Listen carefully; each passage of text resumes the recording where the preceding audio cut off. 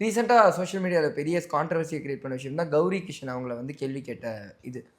இந்த ஒரு இஷ்யூவை நீங்கள் எப்படி பார்க்குறீங்க சார்? ஆஸ் அ ஜேர்னலிஸ்ட்டாக நீங்கள் சொல்லுங்கள். கட்டாயமாக இன்றைக்கி இருக்கிற பெண்கள் எவ்வளவு சிரமங்களை தாண்டி படம் நடிக்க வராங்கங்கிறத முதல்ல எல்லாருமே புரிஞ்சுக்கணும்.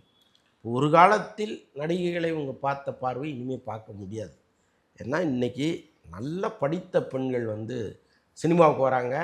அவங்க வந்து ஒரு டிக்னிட்டியை மெயின்டைன் பண்ணுறாங்க. எப்போவுமே சினிமா எனக்கு வாய்ப்பு வேணுங்கிறதுக்காக நான் என்ன வேணாலும் பண்ணுவேன் அப்படிங்கிறதெல்லாம் கிடையாது. ரொம்ப ப்ரொஃபஷனலாக வராங்க. அவங்க காலையில் எப்படி ஒரு ஐடி கம்பெனிக்கு போகிறாங்களோ அது மாதிரி வந்துட்டு சாயங்காலம் கிளம்பி போகிற அளவுக்கு அவ்வளோ அழகாக இந்த சினிமாவை அவங்க ஹேண்டில் பண்ணுறாங்க. அப்போ அவங்களுக்கு அந்த மரியாதையை கொடுத்து அந்த பார்வையோடு தான் அவங்கள பார்க்கணும். என்ன வேணாலும் நம்ம கேட்டுற முடியுங்கிறது இல்லை. அந்த காலம் மலையேறிடுச்சு. அதனால் ஒவ்வொருத்தரும் அதை புரிஞ்சுக்கிட்டு கேள்வி கேட்குறது எப்போவுமே நல்லது. ஸோ அந்த பிரச்சனையை அவங்க ஹேண்டில் பண்ண விஷயத்தையுமே நீங்கள் எப்படி பார்க்க? ரொம்ப எக்ஸ்ட்ராடினரிங்க. நிஜமாக வந்து அவ்வளவு துணிச்சலாக ஒரு பெண் பேசுனது வந்து ரொம்ப ஆச்சரியமாக இருந்துச்சு. அதுவும் வந்து ஒரு சின்ன பொண்ணு.